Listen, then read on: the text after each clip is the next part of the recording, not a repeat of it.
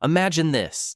It's a random Tuesday morning. You're half awake, coffee in one hand, phone in the other, and you do the thing you told yourself you wouldn't do. You check your investment account, not because you're addicted to the market, not because you're trying to trade your way to freedom, just a quick glance, and you notice something that makes you pause. Yesterday, while you were at work putting in your 8 hours, your portfolio went up by $418. You blink and refresh the app like it has to be wrong. It feels too clean, too unfair. But then you do the real math. After taxes and deductions, your take-home pay from yesterday was about $320. So in one single day, your money made more money than you did, and what hits you isn't the number, it's the implication. Because if it can happen once, it can happen again. And if you build the right system, it eventually stops being rare. It becomes normal. That moment has a name. It's called the crossover moment. It's the day you stop working for money and money starts working harder than you do. Most people will work for 40 years and never experience this moment. Not because they're lazy, not because they're stupid, not because they didn't hustle hard enough. They miss it because nobody ever explained the game to them. They were taught to chase raises, chase promotions, and upgrade their lifestyle every time their income increases. And if anything goes wrong, they were taught to borrow their way out of it. So they spend their entire life running, but never building escape velocity. They trade time for money for decades. Then they look up and realize the treadmill never slowed down. It just got more expensive. The bills got bigger, the lifestyle got heavier, and the room for error became smaller. And the wild part is this. The crossover moment isn't luck. It isn't reserved for startup founders or trust fund kids. It's math. Boring, predictable, inevitable math. The kind of math that doesn't care about your mood, your motivation, or your opinions. It only cares about your inputs. In this video, we're going to define what the crossover moment actually is, how to calculate years, why most people never reach it, and how to accelerate it without turning your life into misery or taking reckless risks. If you're someone who feels stuck in the paycheck loop, or you're investing but still feel like freedom is far away, or you're building your future from scratch, hit that subscribe button and give this video a thumbs up if it helps you out. Because today, we're going to put a date on your financial freedom and break down the crossover moment step by step. Here's the simplest way to understand the crossover moment. There are two financial lines in your life, and whether you realize it or not, everything you do financially is either pushing these lines together or pulling them apart. Line number 1 is earned income. This is the money that comes from your labor, your salary, your hourly wage, your commission, your side hustle. It is time for money. It is you selling pieces of your life for a paycheck. Line number 2 is investment income. This is money generated by your assets, not because you worked that day, but because you own something productive. Ownership income. In the beginning, almost everyone starts with the same chart. Earned income is everything. Investment income is basically nothing. Maybe you have a small retirement account. Maybe you have a few shares of something, but it doesn't feel real. It feels like a side character in your story. Your job is the main character. But if you keep investing consistently, the second line starts moving. At first, it's slow, painfully slow. Your portfolio goes up $17, then down $23, then sideways for weeks. It feels pointless. It feels like you're doing the right thing, but the results refuse to show up.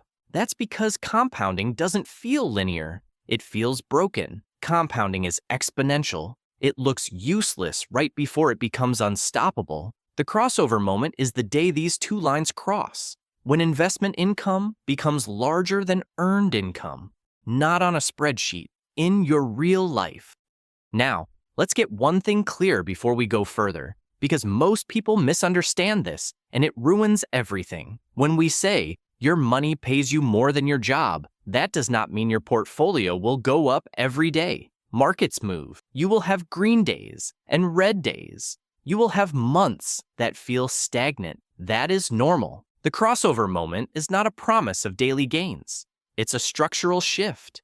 It's when your asset machine becomes powerful enough to cover your lifestyle. It's when the output becomes meaningful. You start noticing it in small, shocking moments. One day, your portfolio's growth in a single day exceeds your daily paycheck. Another day, you realize your investments outperformed your raise.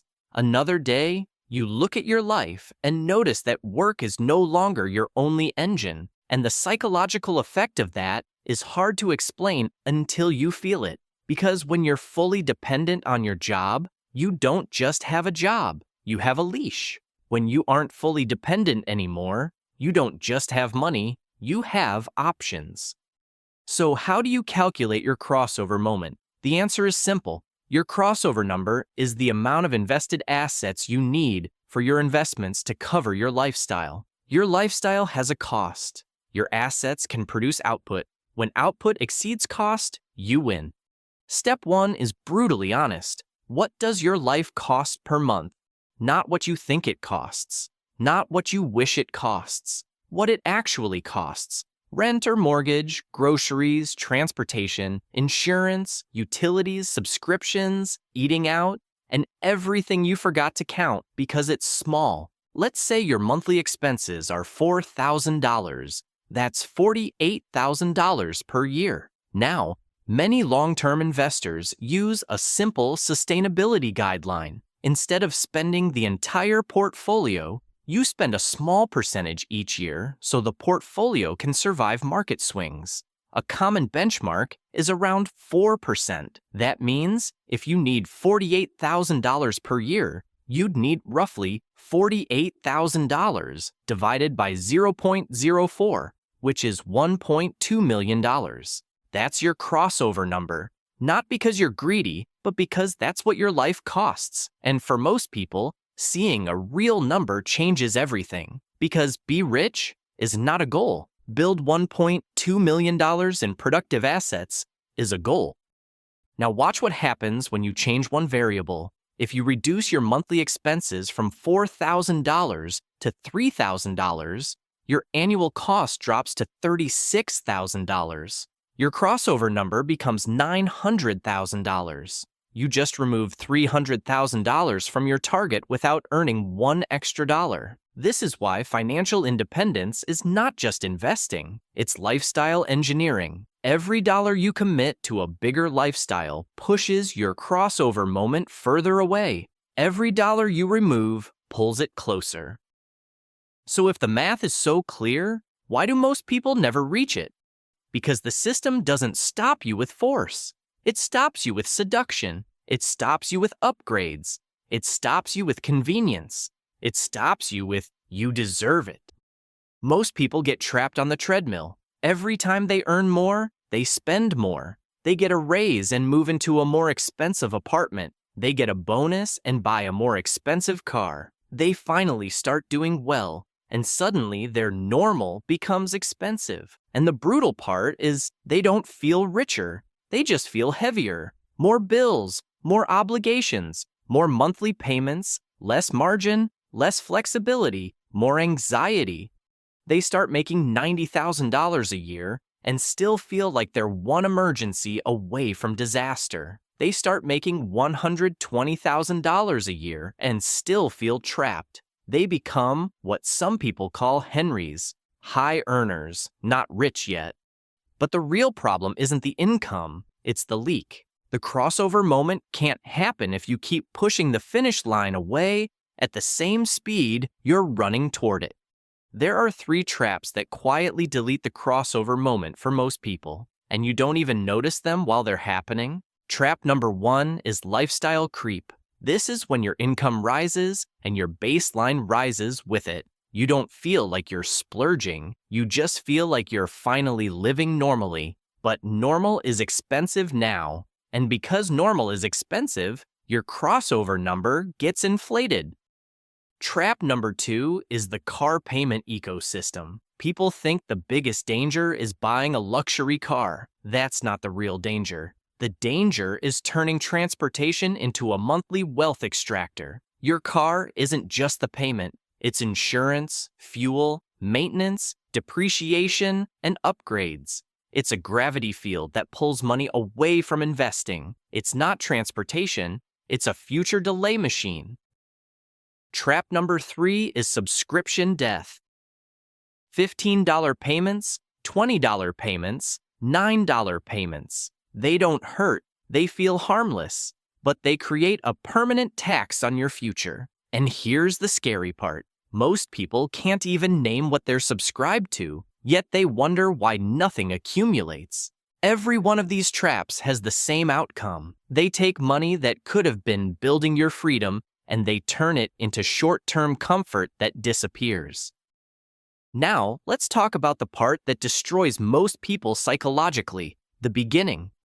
The beginning is brutal because it feels like nothing is happening. Your investments grow slowly at first. You might invest $500 a month for a year and feel like you're still stuck. You might invest for 3 years and think, this is pointless. But the compounding curve is not designed to impress you early. It is designed to reward you late. This is why most people fail. Not because investing doesn't work, because they quit before it becomes visible. They stay loyal to the job because the job pays weekly. They don't stay loyal to compounding because compounding pays later. The crossover moment belongs to the person who can tolerate slow progress while building something that eventually becomes unstoppable.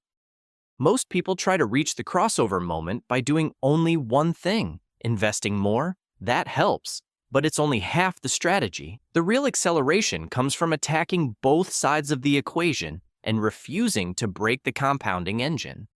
Lever 1. Reduce expenses. This shrinks your target instantly. Every $100 you cut from your monthly expenses reduces your crossover number by about $30,000. That's not a motivational quote, that's math. Lever 2. Increase investing. This grows your engine. And the difference between investing $500 a month and $1,000 a month is not double the results. Over decades, it can be the difference between retiring at 65 and reaching freedom in your 50s. Lever 3. Stay consistent. This is the hardest one because it requires you to ignore your emotions. Markets will drop. People will panic. News headlines will scream. Your cousin will tell you investing is a scam because he bought something at the top and sold at the bottom. Consistency means you keep buying productive assets through the noise. That is how you survive long enough for compounding to become your employee. Here's the best part about the crossover moment. You don't need to wait until you fully cross to start feeling the benefits. There are many milestones on the way up that increase your freedom long before full independence. The first milestone is when your investments can cover a bill. Maybe your phone bill, maybe your internet, maybe your insurance. That might not sound exciting, but it's the first time money shows you it can do work without your labor. The second milestone is when your investments cover your groceries, then your car expenses, then your rent or mortgage. Each milestone increases your negotiating power with life. You are no longer a person who must say yes. You become a person who can choose. Financial independence is not a switch. It's a gradient. You get freer little by little until one day you realize you crossed the line.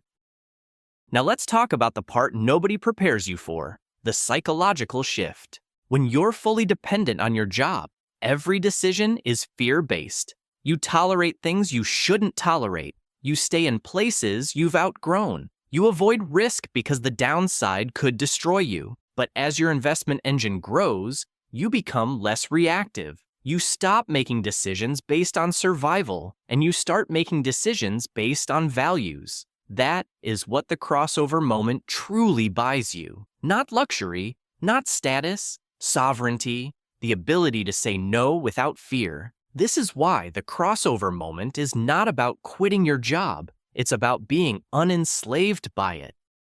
Here's what to do with this information, because understanding the crossover moment is useless if it doesn't change your behavior. Step 1.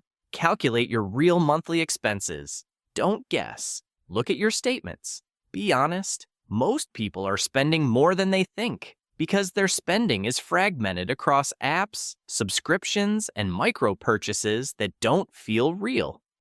Step 2. Multiply your monthly expenses by 12 to get annual expenses. Step 3. Multiply that number by 25. That gives you your crossover number using the 4% guideline.